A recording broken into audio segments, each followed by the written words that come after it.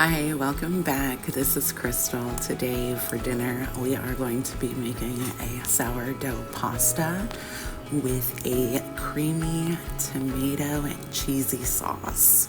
If you'd like the recipe for the sourdough pasta, I will go ahead and leave that link for that in the description box below. Along with that sourdough pasta, we are going to make a rosemary chicken breast in the pressure cooker. Now, when you cook in a pressure cooker, you always need some liquid. So in the freezer, I just pulled out some beef drippings, and I'm gonna go ahead and put that in there. I know we're eating chicken, but the beef drippings are gonna be just fine for the liquid.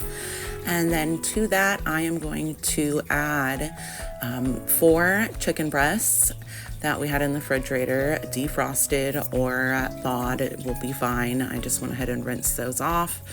And I'm gonna go ahead and add 1 whole onion, quartered. Unless you want your onions to actually disintegrate, that's why we're quartering them. I want full onions, so we're gonna keep those big. We're also going to add a half a head of garlic. I'm gonna reserve the other half for our pasta dish.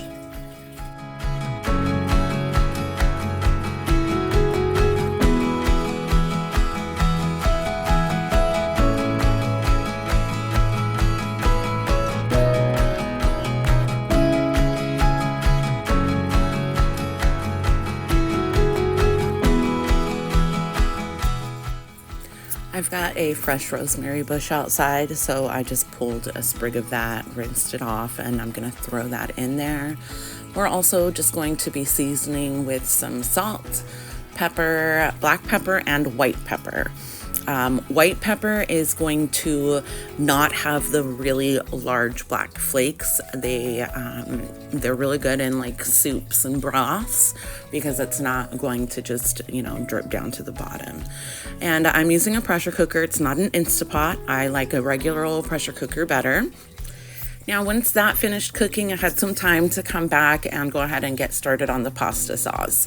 So to the sauce, I'm just gonna get started with some bacon grease. We're just gonna saute a whole onion inside of there. I'm gonna dice it up nice and small.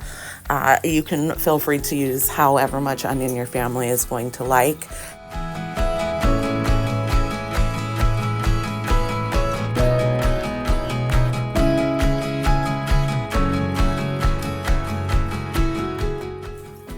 Once you've got your onions all cut up, go ahead and get some salt in there so that they can begin to start sweating. We're gonna sweat our onions out for a few minutes. And while that's happening, we're gonna grab the rest of that head of garlic. And we're gonna dice that up really small and get that put in cooking with those onions.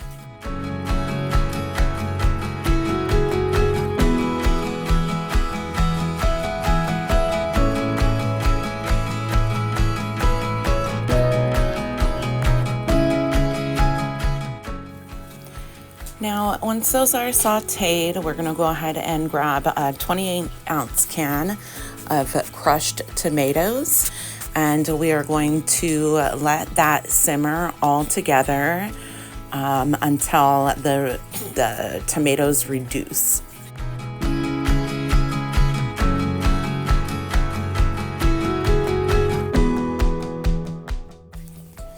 I've got some fresh basil in the back, so I went ahead and grabbed a sprig of that, and I'm just gonna roughly chop some of that and stick that into simmer with the sauce. And we're also gonna be adding some salt and pepper. Now we're gonna be seasoning this in layers, so later on we'll be adding some more seasoning as well.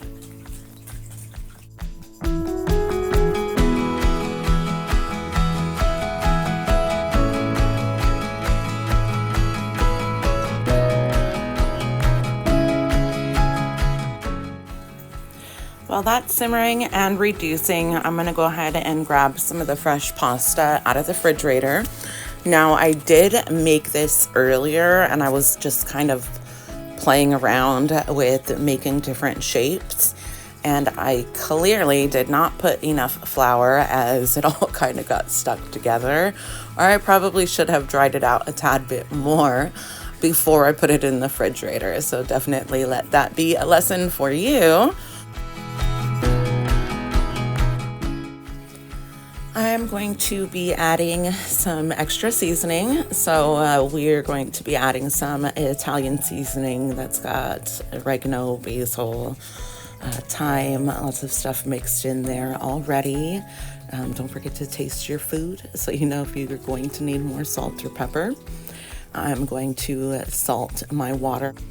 And then I'm going to get about 6 ounces or so of milk. And we're going to just mix that in there and let it thicken up a little bit and be creamy. I asked my husband to get me some heavy whipping cream, but he forgot. So milk's gonna be just fine.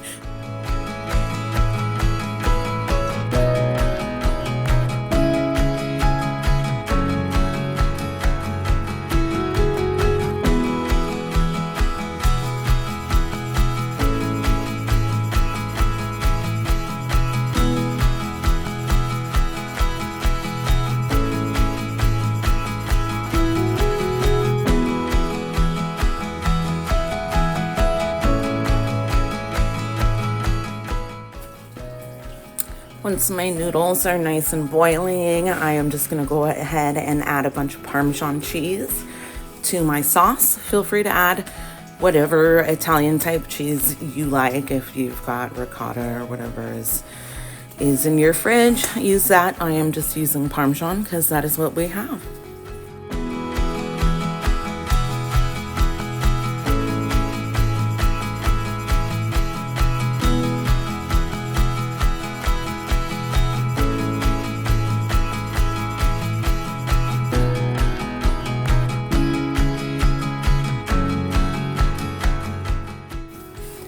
Because I was playing with different shapes with the pasta, I am cooking 2 different shapes or styles or thicknesses or however you want to say it. And I'm cooking them separately because these ones are going to cook so much faster than the other ones.